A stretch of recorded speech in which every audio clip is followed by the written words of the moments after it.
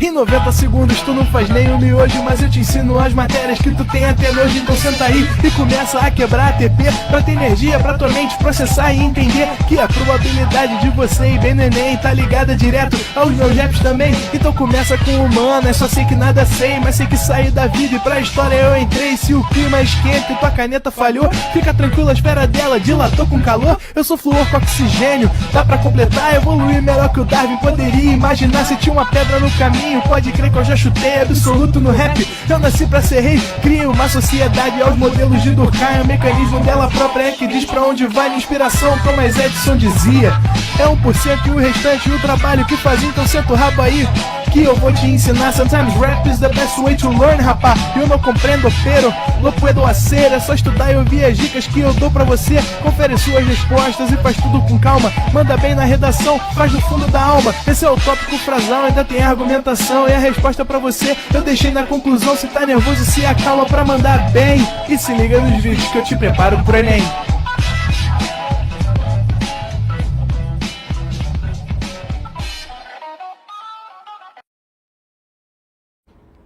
Estamos online, Vira! Fala galera, fala indivíduos, falamos de Pro Enem, sempre um prazer inenarrável estar com vocês mais uma vez, hoje para falarmos sobre contratualismo. E assim, gente, quando a gente fala sobre contratualismo, a gente está falando sobre filosofia política. A gente está falando de um conjunto de autores, né? Quando eu falo um conjunto de autores, é porque vários autores abordaram ou falaram sobre o que a gente chama hoje em dia de teoria contratualista. Essa é uma teoria que vai surgir por volta do século XVI. Ela surge nas mãos de um autor chamado Thomas Hobbes, mas é uma teoria que depois outros autores também vão falar acerca dela. No caso, pensando em vestibular, a figura do John Locke, o autor liberal John Locke, e também a figura do Jean-Jacques Rousseau. Tá? Hoje, na aula de hoje, eu vou te explicar o que é contratualismo e também vou te explicar como que esses três autores, o Hobbes, o Locke e o Rousseau, abordam esse entendimento, abordam essa compreensão. Beleza? Primeira coisa a te explicar é que quando eu falo para você sobre contratualismo, eu falo da seguinte ideia. Os autores contratualistas são autores que pensam sobre três coisas. São autores que pensam sobre o chamado estado de natureza, sobre o chamado contrato social e sobre o chamado estado civil. O que é isso? Sempre que você ouvir o termo estado de natureza, você vai pensar em como que o homem vivia anteriormente à existência do governo. Ou seja, como que o homem vivia anteriormente à existência do Estado. É um Estado que a gente não sabe quando foi, é de tempos imemoriais, mas é uma percepção de tentar refletir sobre como o homem viveria ou quais seriam os comportamentos que o homem poderia ter na ausência de uma governabilidade, na ausência de um Estado, de um governo, de polícia, de regras, de constituição, de norma, de exército, de bombeiro, de tudo. Ou seja, como seria a vida coletiva em uma condição onde não existisse, onde nós não tivéssemos nenhum tipo de ordenamento jurídico, nenhum tipo de regra social. Essa percepção que a gente nomeia de estado de natureza, ela é uma percepção onde vai estar tentando se refletir como seria o comportamento humano nessas condições. Depois, a gente tem que perceber que hoje em dia a gente tem regras, a gente tem Estado. Então, esses mesmos autores que tentam refletir sobre como o homem vivia antes, são autores que depois vão tentar pensar do que fez, o que levou o homem a criar o Estado. Ou seja, o que o levou a criar as regras, o que levou o homem a criar esse ordenamento que está sobre nós. E aí a gente chama o que levou, essa motivação, de contrato social. E, por fim, a ideia de como ou de que maneira esse governo deve gerir-se, como que esse governo deve governar. E aí a gente cria uma condição que vai ser chamada de Estado Civil. Então eu vou, de novo, aqui conectar para vocês. Primeiro, Estado de natureza, tentar refletir sobre como o homem vivia na ausência de qualquer autoridade sobre ele. Contrato social, qual é o acordo feito para a criação do Estado, e Estado Civil, como que esse governo vai se gerir, como que esse governo vai atuar, como que esse governo vai se comportar. Eu sei que falando assim fica um pouco confuso, mas agora quando eu vou falar sobre cada um dos autores vai ficar um pouco mais fácil de você entender, tá? Eu vou começar por o Thomas Hobbes, que é o primeiro. Thomas Hobbes é um autor que nasce em 1588, morre em 1679, e ele é um cara que acreditava que o homem, em natureza, o homem como um ser natural, é um ser mau. Quando eu falo mal, é porque na visão hobbesiana, o homem é um ser mau, egoísta, violento. Na visão hobbesiana, o homem é um ser cruel. Na visão hobbesiana, o homem não é um ser que faz ou que gere o bem de forma prolífera, positiva, bondosa, caridosa. Não. Para ele, o homem é um ser mau por natureza. O Hobbes é o autor de uma das frases mais famosas de toda a filosofia, que é a frase que ele fala: o homem é o lobo do homem. Quando ele fala essa frase, o homem é o lobo do homem, o que ele quer dizer é que o homem que é cruel para com ele mesmo, que o homem é o ser que mata ele mesmo, que violenta ele mesmo, que caça a ele mesmo. A ideia hobbesiana é que o homem em natureza, o homem, dentro de uma sociedade onde não exista governo, onde não exista Estado, onde não exista polícia, onde não exista ordem, nada, o homem é um ser que viveria num estágio de guerra, um estágio de conflito, um estágio literalmente de disputa. A lógica hobbesiana é que o homem, dentro de um estado de natureza, vive num estado de guerra. Então, diretor, vem aqui comigo rapidinho para a gente poder ir organizando essas ideias na cabeça dos alunos. Então, preste atenção aqui em mim. Quando eu falo sobre Hobbes, sobre a visão hobbesiana, e quando eu falo sobre a visão hobbesiana, sobre o que a gente hoje em dia chama de estado de natureza, esse estado natural, eu falo sobre um ordenamento, eu falo sobre uma perspectiva que é a seguinte: o Hobbes, dentro do estado de natureza, acredita que o homem, por ser mau, por ser um ser naturalmente egoísta, ele vive num estágio de guerra. Por que um estágio de guerra? Porque no estado de natureza para o Hobbes, se o homem é um ser mau, egoísta e violento, o homem é um ser que pode fazer o que ele bem desejar. O que impede a mim de roubar outra pessoa? O que impede a mim de cometer um ato cruel para com outra pessoa? O que impede a mim, por exemplo, de matar outra pessoa? Nada. Porque eu sou um ser livre, não tem regra, não tem norma, eu faço o que eu bem entendo. Alguns de vocês talvez estejam meio perdidos agora, pensando assim: mas Leandro, quando que foi isso? Em que momento da história que foi isso? Não tem esse momento da história. Porque, na verdade, esses autores estão refletindo sobre um momento onde não se há registros. Eles estão tentando pensar ou refletir como que o homem viveu, ou como que o homem vivia, dentro de uma condição que a gente tem e que a gente percebe acerca de um momento imemorial da nossa história. Ou seja, qual seria o comportamento humano numa condição sem regras? Para o Hobbes, pelo homem ser mau, cruel, egoísta, violento, o homem num estado de natureza, o homem sem nenhum ordenamento sobre ele, viveria um estado de guerra, viveria um estado de disputa constante, viveria um estado onde o tempo todo ele dorme e acorda com medo da morte violenta. Daí a frase famosa, né? O homem é o lobo do homem, porque o homem seria, nessas condições, um caçador para ele mesmo, né? Uma ameaça para ele mesmo. Hobbes vai dizer que essa condição é uma condição insustentável. E quando eu falo que o Hobbes vai dizer que essa condição é uma condição insustentável, é porque o Hobbes vai falar para nós que essa condição é uma condição que atrapalha o homem, que dificulta o homem a viver, que dificulta o homem a progredir. Como que eu avanço tendo medo de morrer todos os dias? Como que eu avanço no medo de alguém me violentar ou me matar todos os dias? Como que eu progrido pensando e acreditando que existe sobre mim a possibilidade de eu ser violado a todo tempo? E aí o Hobbes fala que o homem não aguenta mais viver nessa condição.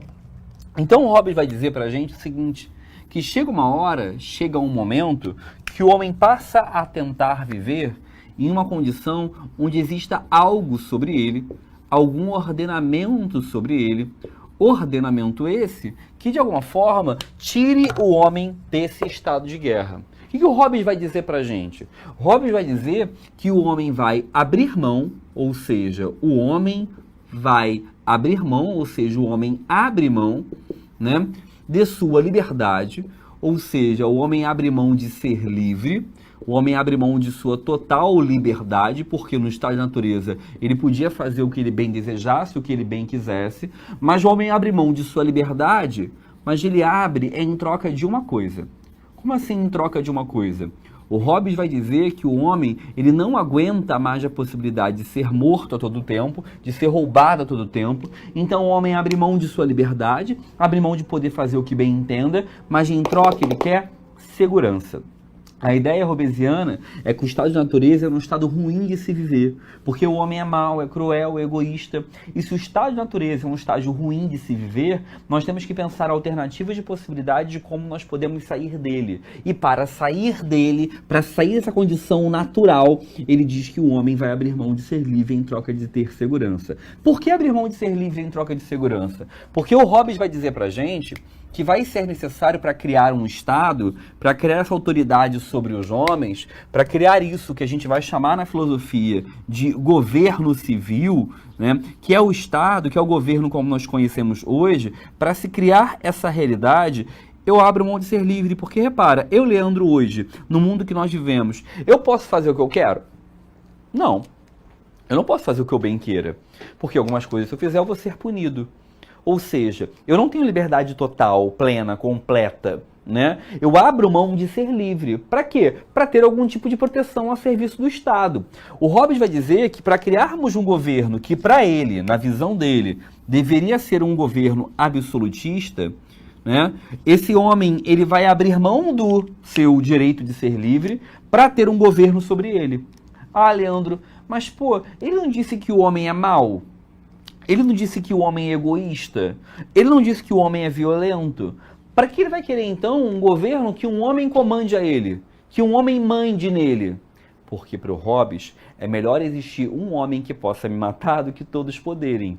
É melhor existir a figura de um indivíduo que possa, de alguma forma, corromper a minha realidade ou gerar algo de ruim para mim, do que todo e qualquer indivíduo poder.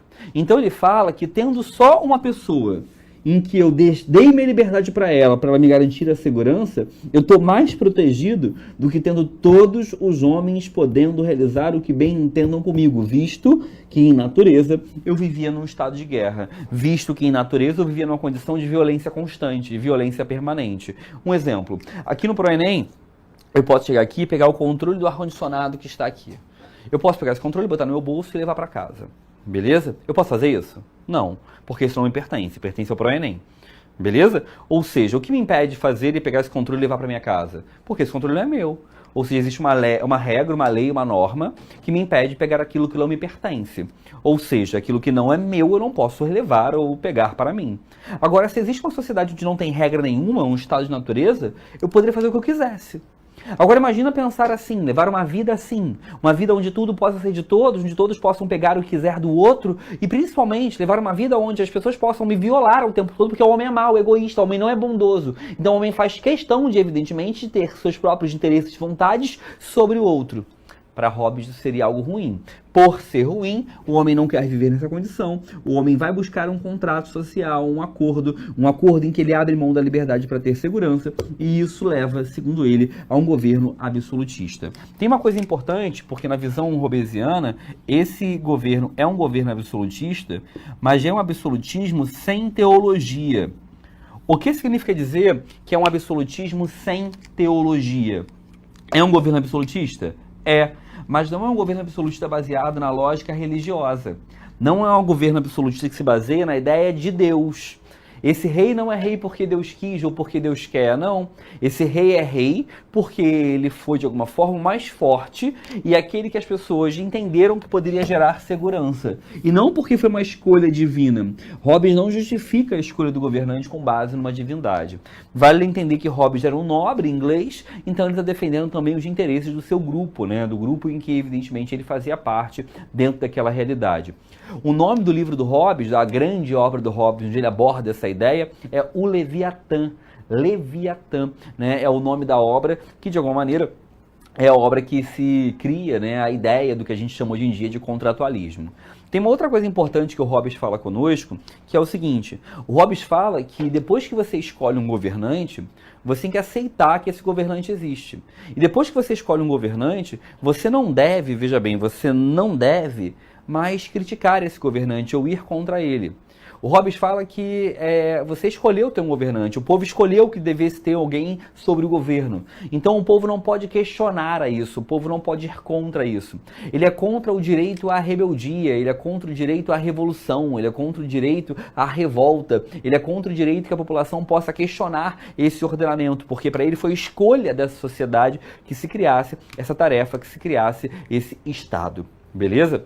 Essa é a visão hobbesiana, né? Que é o primeiro dos autores contratualistas, é um autor fundamental, essencial, mas não é o único. Posteriormente, na filosofia, vão se criar outros autores que também trabalham com essa mesma divisão acerca do seu modelo de pensamento. E a gente tem a figura do John Locke, né? O John Locke, ele também é um inglês, ou seja, ele é um autor que é um conterrâneo, né, da figura ali do Thomas Hobbes. Ele nasce no ano de 1632, morre no ano de 1704. Ele é um autor também aí, do século XVII, ou seja, ele é um pouquinho depois do Thomas Hobbes, né? Só que ele vai ser um autor que pensa e enxerga esse modelo de divisão de uma forma um pouco diferente. Por que um pouco diferente?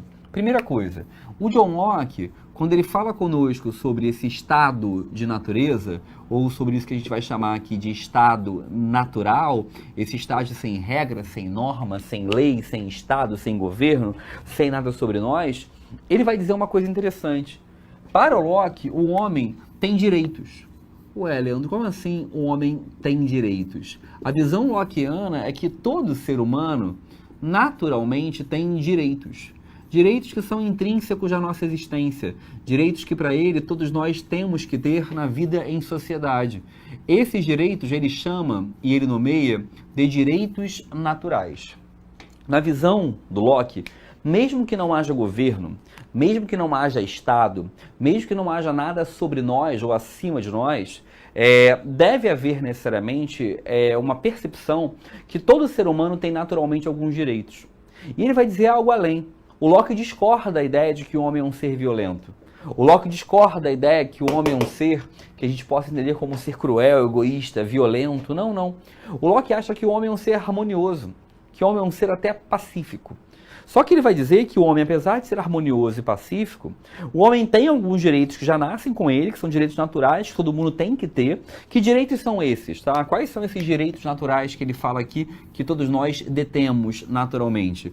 Ele fala que é o direito à vida, é o direito a permanecermos vivos, é um direito à liberdade, ou seja, é o direito de eu poder fazer o que eu bem entenda ou o que eu bem deseje, e é o direito à propriedade privada. Quando ele fala de direito à propriedade privada, ele não vai dizer que todo mundo tem que ter propriedade, tá? Ele só vai dizer que quem tem a sua propriedade não pode ter ela sendo retirada. Todo mundo que tem propriedade, que conquistou essa propriedade através do seu trabalho, a pessoa tem direito a ter essa propriedade protegida, garantida de alguma maneira. O que o Locke vai dizer pra gente? Que, a partir do momento que eu entendo que o homem é detentor de direitos, eu preciso ter um Estado E para que eu tenho que ter um Estado? Porque, segundo ele, é fundamental haver um Estado e criar um contrato social para que se crie esse Estado para proteger esses direitos naturais. Porque apesar do homem ser harmonioso, bondoso, né, o homem é um ser que pode, em algum momento, por algum motivo, através de alguma divergência, tirar o direito natural do outro. Então, segundo ele, o contrato social tem como tarefa, ou melhor dizendo, tem como seu grande fundamento, é o grande desejo do Estado, que ele vai chamar de contrato social, a perspectiva de garantir os direitos naturais. Então, a grande tarefa do governo, segundo ele, é garantir que ninguém possa me matar. É garantir que ninguém possa tirar minha liberdade e garantir que a propriedade privada seja garantida. E aí você pode pensar, ué, Leandro, mas o homem já não tem esses direitos para ele? Tem, mas ele tem de forma intrínseca, natural. Então eu preciso criar um Estado para garantir, de fato, que ninguém, em nenhuma hipótese, venha a me retirar. Que ninguém, em nenhuma hipótese, venha a me tentar ou a desejar suprimir de mim, suprimir do indivíduo, esses direitos para ele são direitos fundamentais. O Locke, isso é um adendo, tá, gente? Isso aqui você não vai colocar aí nesse esqueminha, mas você pode botar como OBS aí dentro do seu caderno. O Hobbes é um autor do liberalismo, ele é um liberal, tá? O que é um liberal, tá? Liberal é porque o Locke é um autor que ele é contra o absolutismo, ele questiona a ideia de todo o poder estar concentrado nas mãos de um indivíduo só, mas ele também não acha que o governo tem que ter poderes totais. E quando ele fala que ele não crê ou não acredita que o governo tem que ter poderes totais, é porque ele acredita que o governo tem que ter alguns poderes. E só alguns. E quais poderes que para ele o Estado tem que ter, o governo tem que ter? Os poderes que eu preciso para garantir isso aqui. Então eu tenho que garantir que ninguém te mate, eu tenho que garantir que você possa falar o que você bem entende, se expressar como você bem deseje, e eu tenho que garantir que a sua propriedade seja sempre permanente, garantida, que ela não venha a ser violada, que ela venha a ser rompida em nenhuma instância. Isso é o desejo, isso é a garantia essencial. E o Locke, ele também vai ser um cara que também vai falar pra gente sobre como, para ele, deveria ser esse governo civil, né? O governo civil, segundo ele, tem também a ver com a época histórica em que ele escreve e com quem ele é. Ele defende um governo parlamentarista. Então ele defende um governo que seja representado pela figura, pela imagem do parlamento. Parlamento esse que era formado pela classe do qual ele fazia parte, que era a burguesia. O Locke é um autor que está colocando assim, cara, o governo não pode ficar nas mãos de um só, o governo tem que estar dividido na mão de vários homens que têm interesse nessa governabilidade, que têm interesse nesse cargo, por isso a burguesia.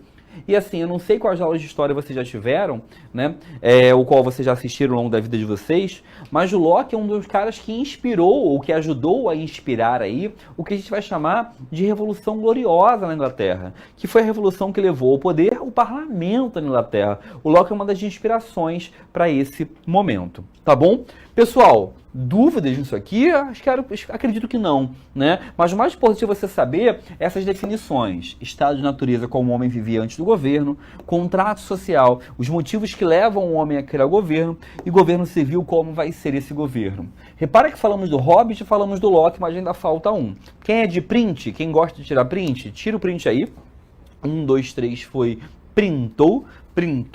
Beleza? Porque agora eu vou apagar o quadro, quem não tirou o print, tire ainda, tá? Vai lá, 1, 2, 3, tira o print, que eu vou apagar o quadro para te falar agora sobre Rousseau. Rousseau, que é o último aí desses autores contratualistas que o vestibular tende a cobrar ou gosta de cobrar, tá bom? E aí, repara uma coisa interessante, né? É que, da mesma forma que é bom que você entenda esses três esferas, né, o contrato social, o estado de natureza e o governo civil, eu, quando te falei do Hobbes, eu falei pra você assim, ó, pô, o Hobbes é um autor que fala que a população não pode se rebelar, que a população tem que aceitar a figura desse governante. O Locke já discorda disso, tá? O Locke já vai dizer que o homem pode se rebelar. Quando que o homem pode se rebelar? Quando os direitos naturais não são garantidos. Quando os direitos naturais, de alguma forma, são rompidos. Então, se o parlamento que ele defende não conseguir garantir os direitos essenciais que ele chama de direitos naturais, nesse caso, nós podemos ter uma alteração desse parlamento, uma mudança desse governo, tá? Então, ele é bem menos radical que a figura hobbesiana que a gente está trabalhando inicialmente aí na nossa aula, tá bom? Uma outra coisa importante também, que é você saber sobre eles, e você, desculpa, ao você lembrar sobre eles, é a ideia da natureza humana para eles, né? Como que o Hobbes é um autor que trabalha com uma ideia de natureza humana, que é uma natureza humana macruel, já o Locke trabalha com uma ideia de uma natureza humana um pouco mais pacífica, né? Uma natureza humana um pouco mais tranquila em relação à realidade do homem. E aí, a gente entra na figura do Jean-Jacques Rousseau. Ah, cara, o Rousseau, vou usar o slide. Chega aqui, diretor. Rousseau, vou usar o slide porque o Rousseau, eu quero mostrar algumas coisas dele. Aqui, né, a figura do Hobbes. Ah, alguém deve pensar assim, Leandro, esse é o mesmo Locke lá do empirismo? Sim, é o mesmo, tá? O Locke é um autor que escreveu sobre muitos temas, sobre muitas temáticas. E aqui está o Rousseau. Rousseau, ele já é um cara bem diferente dos anteriores. Por quê? Rousseau nasce no ano de 1712, morre em 1778, e apesar de ele morrer 9 anos antes aqui, 9 não, né, 11 anos antes da Revolução Francesa, ele é uma das grandes inspirações da Revolução Francesa. Ele é um suíço radicado na França e ele é um cara que acreditava numa ideia diferente dos dois anteriores. Por quê? Rousseau é o autor da famosa frase que você já ouviu várias vezes ao longo da sua vida, que é uma frase assim: o homem nasce bom, a sociedade o corrompe. Essa frase, apesar de ser uma frase que fora de contexto ela não explica coisa alguma, ela é uma frase que ficou muito marcada ao longo do tempo. Por quê? Rousseau realmente acreditava que o homem nasce bom.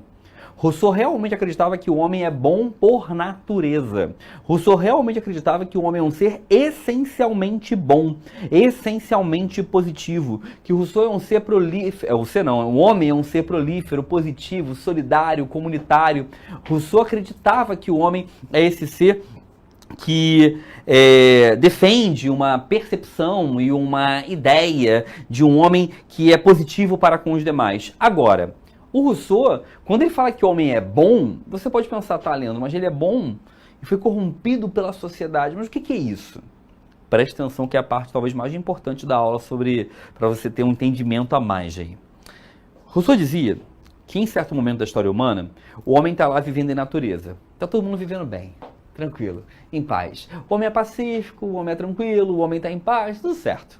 Só que ele vai dizer que em algum momento, esse homem, ele começou a olhar para aquelas propriedades, para aqueles espaços, para aqueles ambientes onde todos viviam, e algum homem olhou para um pedaço de terra e falou assim: pô, bacana aqui, gostei. E esse homem pegou uma cerca e cercou. Colocou uma cerca. E esse homem avisou para a galera: galera, olha só, a partir de agora esse território aqui é meu. Porque antes disso, tudo pertencia a todos. Ele fala, um dia, algum homem pegou um pedaço de terra, cercou e disse que era seu. E ele vai dizer que quando esse homem fez isso, os demais homens deviam ter reagido e falado assim: não, não, não, nada é seu, tudo é de todos. Mas ele vai dizer que esse homem, quando fez isso, quando cercou o primeiro pedaço de terra e disse que era seu, os demais olharam para aquilo e falaram: opa, se aquele ali é do Leandro, vou cercar um para mim aqui também. Eu cercava um para mim também.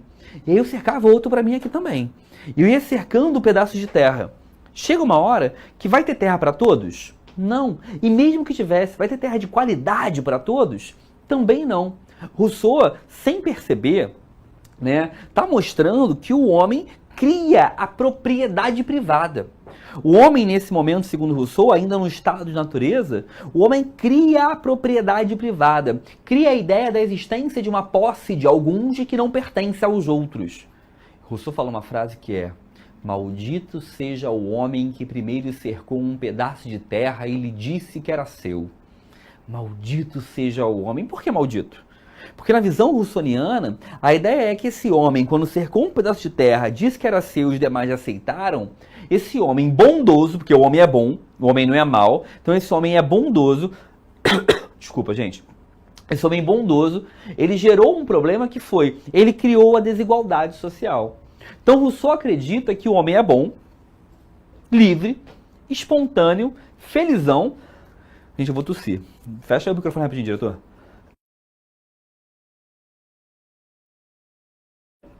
Engasguei com alguma coisa aqui. Então, vamos lá, olha só.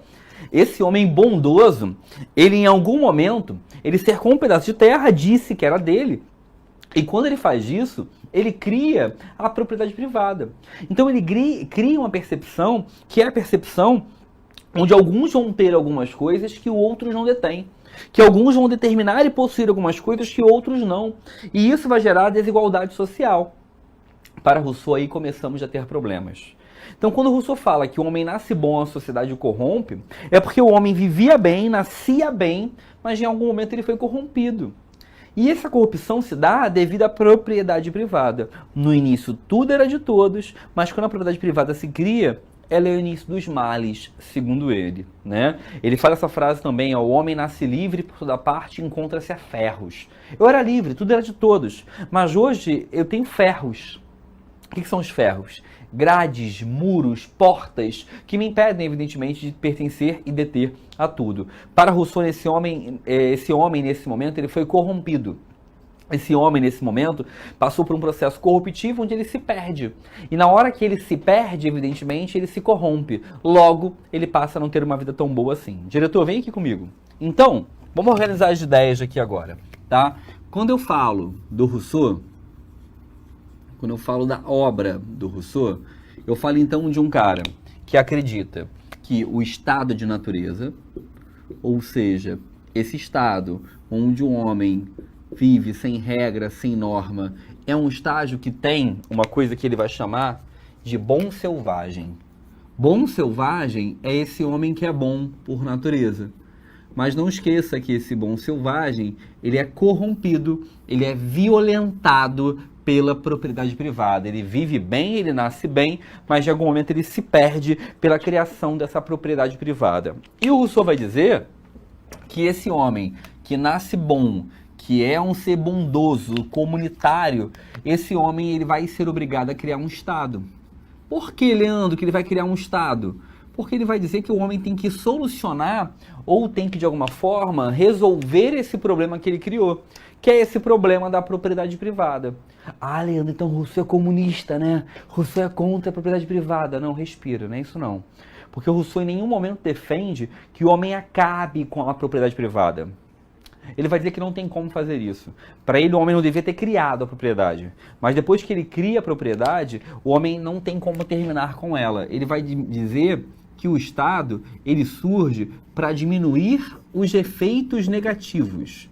Como assim os efeitos negativos? O Estado surge para garantir o mínimo de condições de existência que a propriedade privada tirou dos indivíduos. Então, o contrato é feito para diminuir os efeitos negativos da propriedade privada. Ou seja, eu tenho uma sociedade que foi corrompida pela propriedade privada e eu preciso agora criar um Estado que, segundo ele, vai ser um Estado que busque solucionar essas condições, solucionar essa realidade. O mesmo Rousseau também vai dizer para a gente que eu tenho que criar um governo civil. É claro, eu tenho que criar um Estado, um governo. Esse governo civil, segundo ele, vai ser um governo que vai se basear numa coisa que ele vai chamar de vontade geral. O que é a vontade geral? É a vontade da maioria. Porque para ele o governo vai ser democrático. Vai ser um governo que vai se basear na república. Um governo republicano. Um governo onde a vontade coletiva vai ser ouvida. Por isso um governo baseado na vontade geral, vontade da maioria, vontade dos indivíduos que vão governar a sociedade. Tranquilidade, meus queridos, todo mundo em paz? Assim, eu preciso que vocês saiam dessa aula entendendo os conceitos de contrato social, de estado de natureza, de governo civil. Você entender que o estado de natureza para o Hobbes, o homem é violento e vive em guerra. O do Locke, o homem é um ser pacífico que nasce com direitos naturais. Do Rousseau, o homem é um ser bondoso chamado bom selvagem. Contrato social. Para Hobbes, o homem era livre, abre mão da sua liberdade para ter segurança. Para o Locke, eu tenho que criar um governo para garantir os direitos naturais. Para Rousseau, eu crio um governo para diminuir os efeitos negativos de desigualdade que a propriedade gerou. E, em relação ao governo, para Hobbes, absolutismo, para Locke, parlamentarismo, e para Rousseau, a chamada vontade geral, esse governo que a gente vai nomear e vai chamar de um governo democrático. Belezinha, galera? Todo mundo em paz? Tranquilo? Saudável? Por hoje é isso, por hoje é só. A gente semana que vem continua com o nosso planejamento. Espero que todos tenham entendido. Forte abraço e até mais. Valeu! Assista nossas aulas a hora que você quiser. Vem com o Pro, o cursinho online que mais aprova no Enem. Assine em proenem.com.br. We gotta celebrate the beauty of the world that keeps on giving.